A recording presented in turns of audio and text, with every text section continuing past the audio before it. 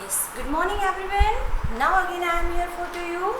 और हमारी online classes में फिर से एक बार आप सभी का स्वागत है। और आज पुनः हम अपनी हिंदी की कक्षा में आप सभी के साथ में हैं। और लास्ट टाइम हमने अपना पाठ 7 कारक स्टार्ट किया था और उम्मीद करती हूँ कि हमने जहाँ तक पढ़ा था हमारे सभी बच्चों को वो चीज़ अच्छे से समझ में आई होगी। और हमने पिछले वाले अपने लेक्चर में पाठ 7 जो कारक हमने पढ़ा था उसमें ये बताया था कि कारक किसे कहते हैं, है ना। कारक में हमने ये पढ़ा था कि हमारे वाक्य में जो संज्ञा या सर्वनाम होते हैं उनका संबंध वाक्य के दूसरे शब्दों या क्रिया के साथ बताने वाला जो शब्द होता है उसे हम लोग क्या कहते हैं, कारक कहते हैं। ठीक है, कारक को हमने कुछ इस तरह से समझा था कि जिस तरह आप अगर ये वाक्य लिखते हैं, राम ने रावण को बाण से मारा।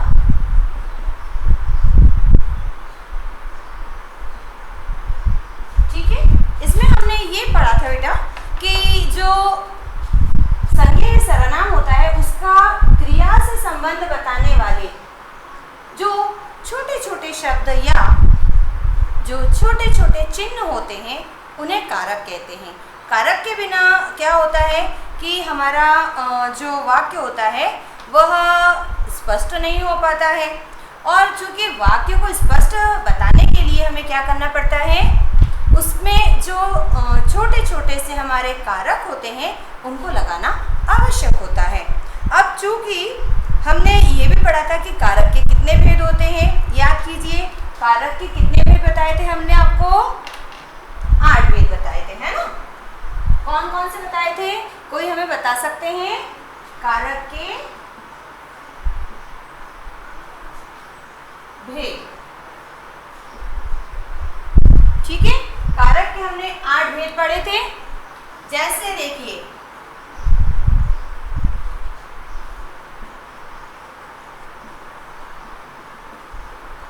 पहला हमने पढ़ा था कर्ता कारक, कर्ता कारक। फिर दूसरा था कर्म कारक, तीसरा था करण कारक, चौथा था संप्रदान कारक, है ना। संप्रदान कारक था हमारा संप्रदान कारक। फिर उसके बाद में था अपादान, फिर हमारा था संबंध कारक, उसके पश्चात था अधिकरण कारक। ये 8 जो नाम हैं कारक के भेदों के, हमने केवल अपने पिछले लेक्चर में सिर्फ इनके बारे में क्या करा था, थोड़ा सा आपको प्रस्तावना दी थी कि कितने होते हैं और उनके क्या नाम होते हैं। अब आज हम लोग ये जानेंगे कि ये कारक वाक्य में कहाँ पर यूज होते हैं बेटा और इनकी क्या आवश्यकता होती है हमें, है ना। तो देखिए पहला कारक कर्ता कारक है। अब हम आपको एक चीज़ बता देते हैं बेटा कि भाषा में कारक को पहचानने के लिए या कारक को हम वाक्य में कैसे यूज करते हैं उसके कुछ चिन्ह होते हैं। उसके क्या चिन्ह होते हैं वो हम आपको बता देते हैं ताकि हमें वाक्य में पहचानने में आसानी होती है कि ये कौन सा कारक है। ठीक है, ये तो कारक के नाम हुए। अब उसका चिन्ह कौन सा होता है वो देखिए। जैसे पहला है आपका कर्ता कारक। कर्ता कारक का चिन्ह होता है ने। क्या होता है, ने। फिर होता है कर्म। कर्म का चिन्ह होता है को। करण का चिन्ह होता है से। कर्ता ने, कर्म को, करण से।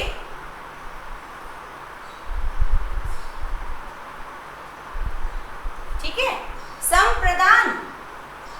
संप्रदान के लिए भी फिर पता है क्या आता है, को या के लिए। अपादान से। संबंध का, के, की, री, रा आदि। जैसे मेरा, उसका, उसकी, उसके, तुम्हारी। अधिकरण के दो साइन होते हैं पहचानने के, या तो अगर शब्द के साथ में में लगा हो या शब्द के साथ में पर लगा हो बेटा। और संबोधन को पहचानने के सबसे आसान, अगर संज्ञा वाले नाम के आगे हे लगा हो या हम लगा देते हैं अरे, अरे तुम गिर गए, अजी आप आ गए। ये कुछ ऐसे शब्द हैं जो इन कारकों की पहचान है। अब पहले हम इसको बहुत इजीली समझ लेते हैं। पहला है जैसे बेटा हमारा कर्ता कारक, क्योंकि इनको हम वाक्य के थ्रू समझेंगे तो इन्हें हमें समझने में आसानी रहेगी। हमने इसके पहले भी आपको जितनी चीजें समझाई है, हमने आपको कहा था कि जब हम वाक्य के द्वारा उस चीज को समझते हैं बेटा, तो हमें वो चीज बहुत आसानी से समझ में आ जाती है ना। देखिए बेटा, पुस्तक लीजिए, पेज नंबर 195, पेज नंबर 195। कर्ता कारक या नॉमिनेटिव केस। कर्ता का अर्थ होता है करने वाला। जब हमें शब्द के किसी रूप से क्रिया को करने वाले का बोध होता है, यानी कि मान लीजिए ये वाला साइन जिसके साथ लगा है वो उस वाक्य में कौन होता है? कर्ता होता है। या सिंपली सेंटेंस में काम करने वाले व्यक्ति जो सबसे स्पेशल होता है, जिसके बिना उस सेंटेंस में कुछ होता ही नहीं है, उसके साथ में जो शब्द या जो चिन्ह लगा होता है उसे कहते हैं कर्ता। और इसका चिन्ह क्या है? ने। सिंपली जैसे राम ने पुस्तक लिखी, है ना। या फिर राधा ने खाना खाया। ठीक है, अब इसमें क्या हो रहा है बेटा, देखिए जरा ध्यान से।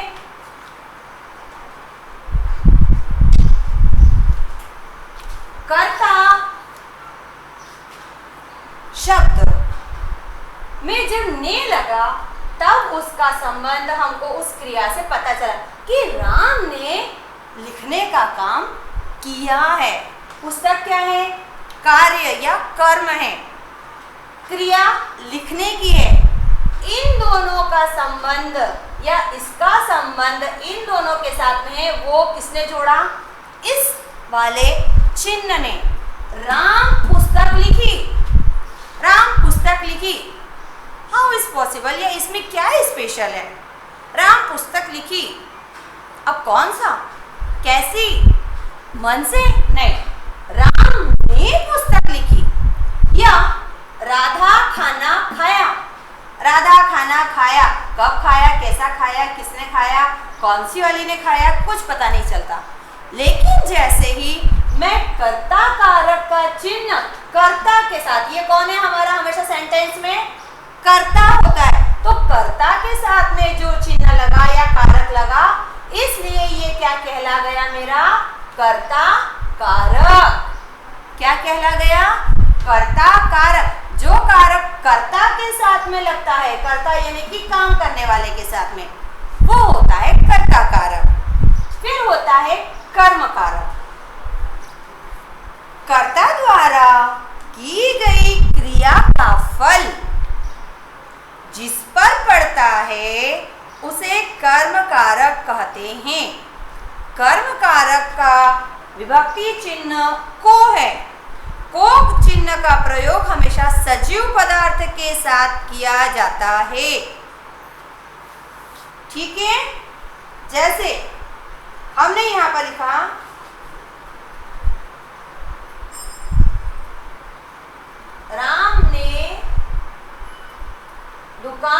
दुकानदार को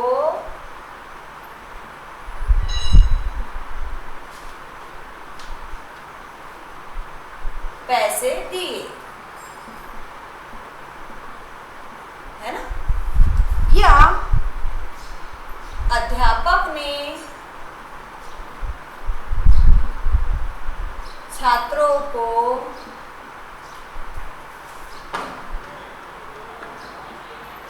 शाबाशी दी।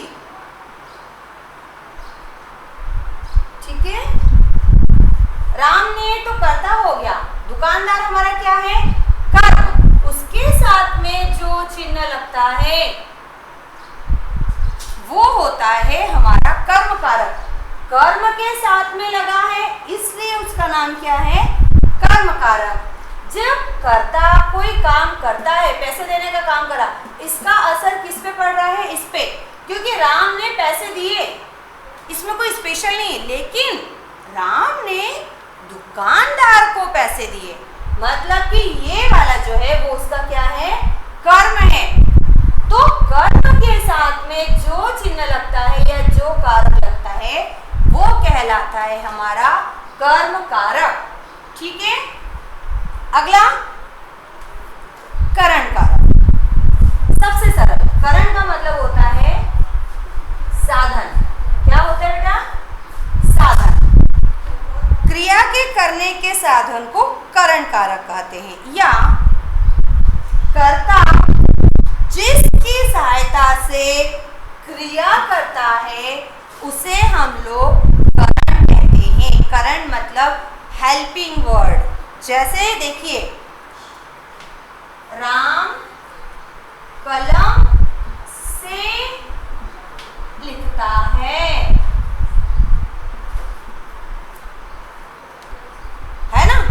या फिर हम साइकिल से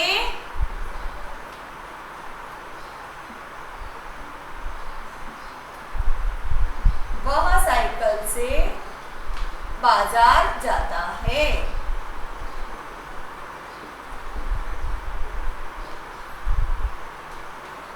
ठीक है, वह साइकिल से बाजार जाता है। अब यहाँ पर बेटा देखिए, क्रिया के करने के साधन, ये कर्ता है, ये कर्म है और ये क्रिया है। तो साधन क्या है, ये राम कलम लिखता है या राम लिखता है, लेकिन क्या करता है, राम कलम से लिखता है, यानी कलम की हेल्प से लिख रहा है। तो यहाँ पर उसकी हेल्प को दिखाने के लिए इनके और इनके बीच में संबंध, इनका इन सब से संबंध दिखाने के लिए क्या लगाया हमने, से। राम लिखता है लेकिन किससे, कलम से। कलम लिखता है नहीं होगा, कलम से। तो ये वाला जो हमारा शब्द है ये कहलाता है करण कारक, करण से। चौथा है आपका अपादान, सॉरी संप्रदान है। संप्रदान के लिए देखिए बेटा, कर्ता द्वारा जिसके लिए कोई काम किया जाता है या जिसको कुछ दिया जाता है उस संज्ञा या सर्वनाम को संप्रदान कारक कहते हैं। अब कभी कभी हमारे कुछ वाक्य ऐसे होते हैं बेटा जिसमें कि दो संज्ञा होती है या कोई एक संज्ञा और एक सर्वनाम होता है। तो उसमें जो एक संज्ञा अगर दूसरी संज्ञा के लिए कुछ कर रही है और उनके बीच में अगर हमें कोई रिलेशन दिखाना है तो हमें क्या करना पड़ता है, एक संज्ञा के साथ में हमको एक चिन्ह लगाना पड़ता है। उस चिन्ह को हम लोग क्या कहते हैं, संप्रदान। सम मतलब दूसरों के लिए, प्रदान किया जाने वाला। जैसे एक सरल सा, माँ बच्चे के लिए खाना बनाती है। ठीक है, या फिर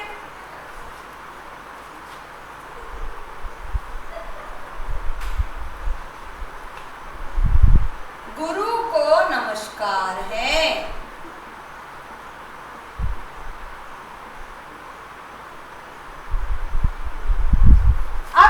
वाक्यों में देखिए बेटा, हम पुनः कह रहे हैं कर्ता द्वारा जिसके लिए कोई कार्य किया जाता है या जिसको कुछ दिया जाता है उस संज्ञा या सर्वनाम को संप्रदान कारक कहते हैं।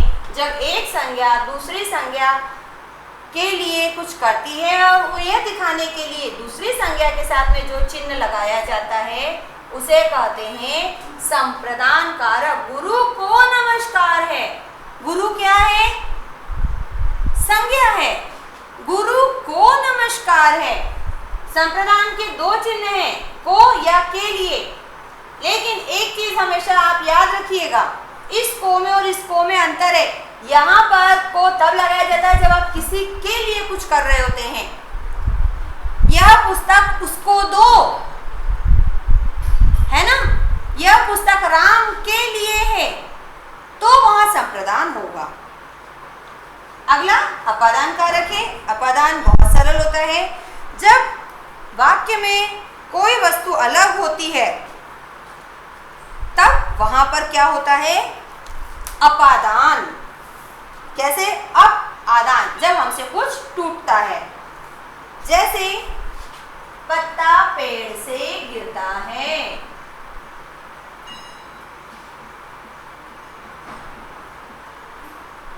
है ना, या फिर गंगा हिमालय से निकलती है, हिमालय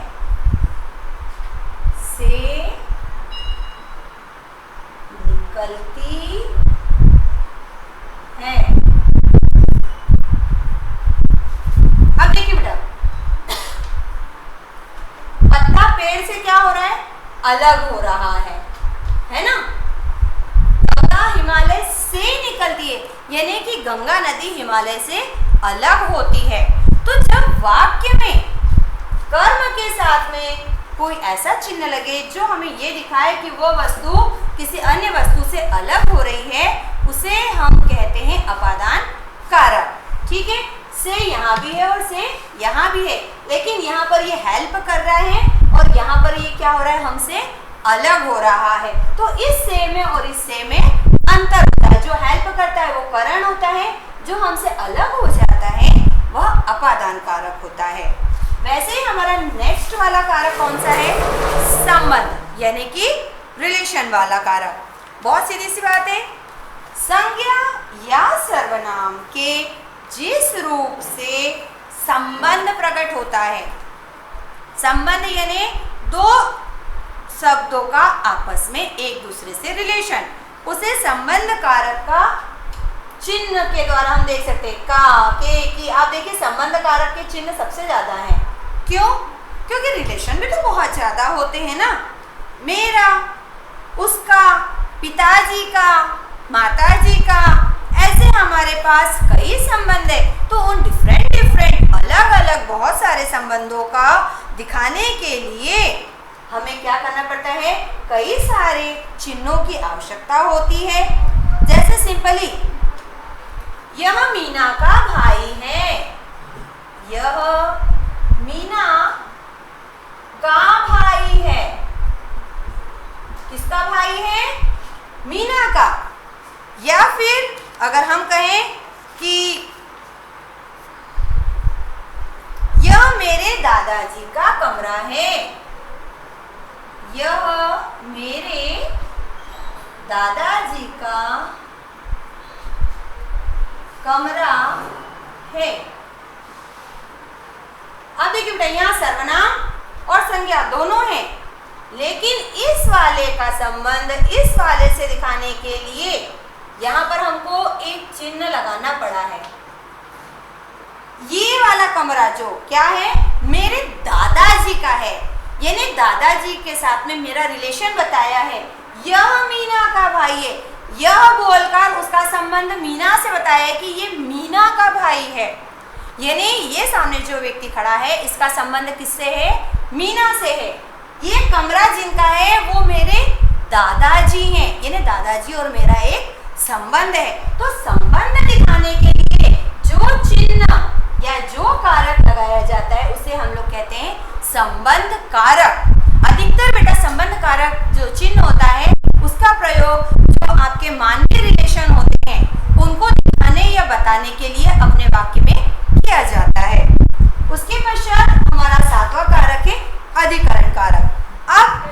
के आधार को ही अधिकरण कारक कहते हैं। कैसे? हमारी जो क्रिया होती है ना, वो जिसके ऊपर डिपेंड करती है, उस शब्द से उसका रिलेशन बताने वाला जो कारक होता है उसे कहते हैं अधिकरण कारक। जैसे देखिए, हम एक चिन्ह लिखते हैं, चिड़िया डाल पर बैठी है। यह एक और दूसरा उदाहरण हम आपको बता देते हैं, जैसे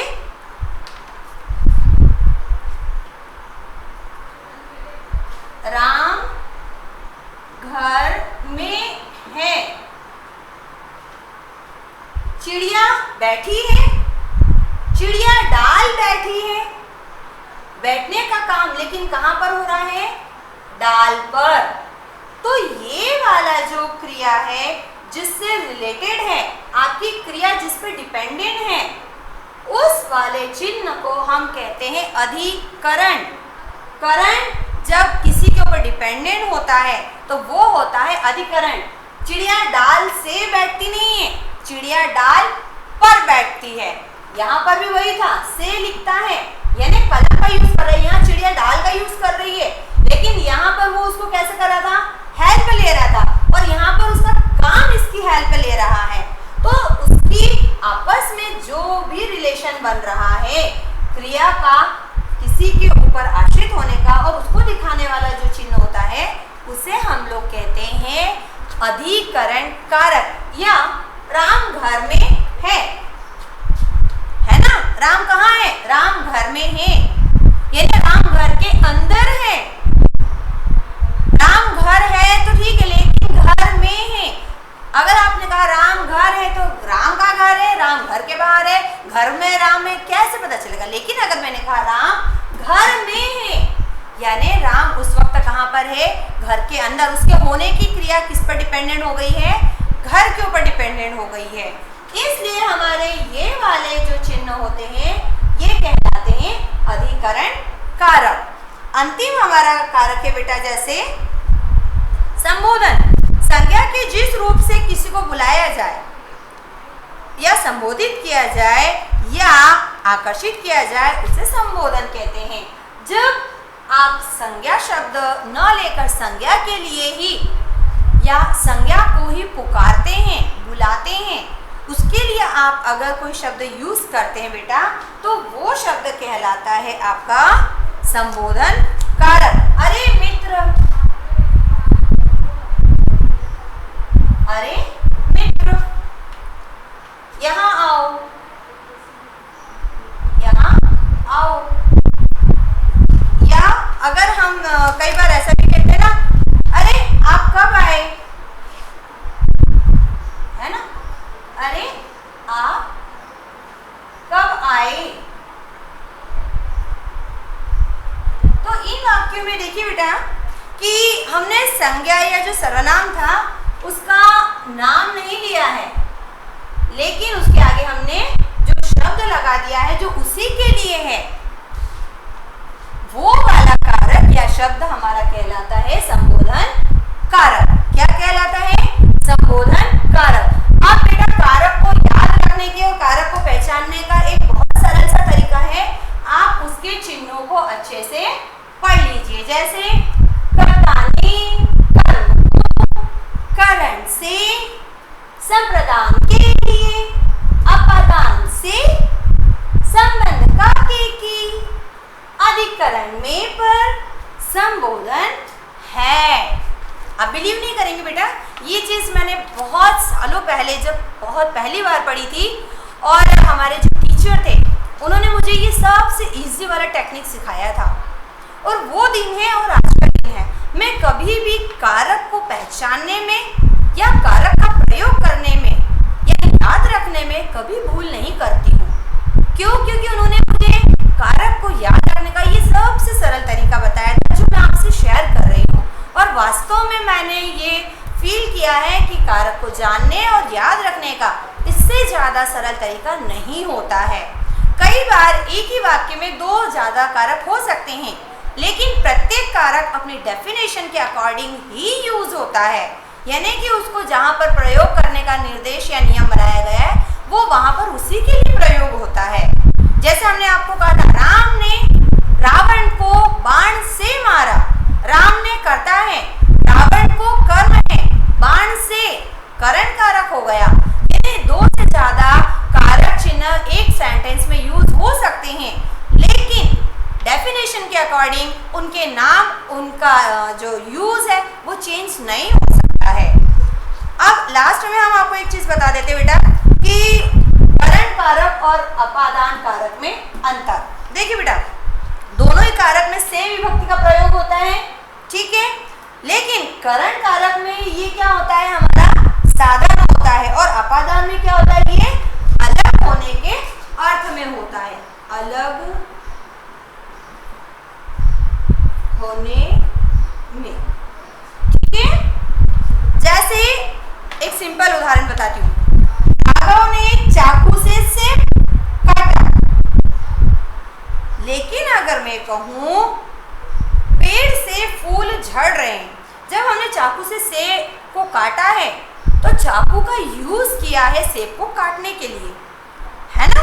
बिना चाकू की हेल्प के सेब नहीं कट सकता था, लेकिन पेड़ से फूल झड़ रहे हैं, यानी कि वो फूल जो है वो पेड़ से अलग हो रहे हैं। से दोनों जगह पर है, पर एक हेल्पिंग है तो वो करण है, और जहां पर वो हमसे डिफरेंट हो रहा है, अलग हो रहा है, वहां पर वो कैसा है, अपादान कारक है। तो हमें ये नहीं ज्यादा दिमाग लगाना है कि इसका ये क्या वो वैसा क्यों, हमें सिंपली ये याद रखना है कि ये जो विभक्ति है या ये जो चिन्ह है वो किसके साथ लगते हैं, ये कर्ता के साथ, ये कर्म के साथ, ये करण के रूप में होता है, ये संप्रदान के लिए होता है।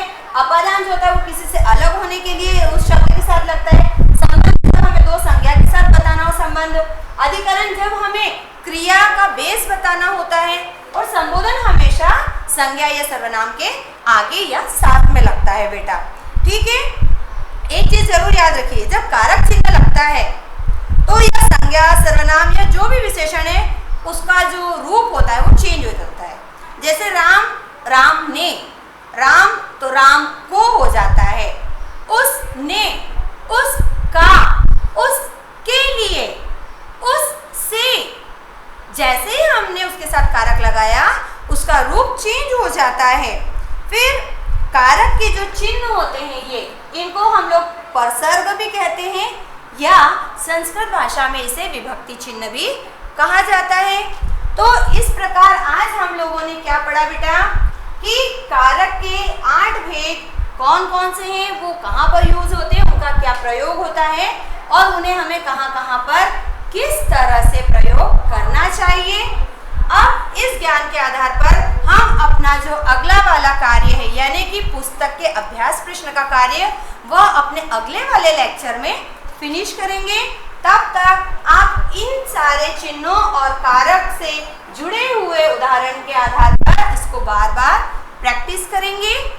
ओके, तो तब तक के लिए मैं आप लोगों से विदा लेती हूँ और उम्मीद करती हूँ कि आप सभी लोग घर पे रहें, स्वस्थ रहें और अपनी क्लासेस का पूरा फायदा उठाएं। और if you have any doubt then you just call me और do WhatsApp. Okay, so bye bye students, bye.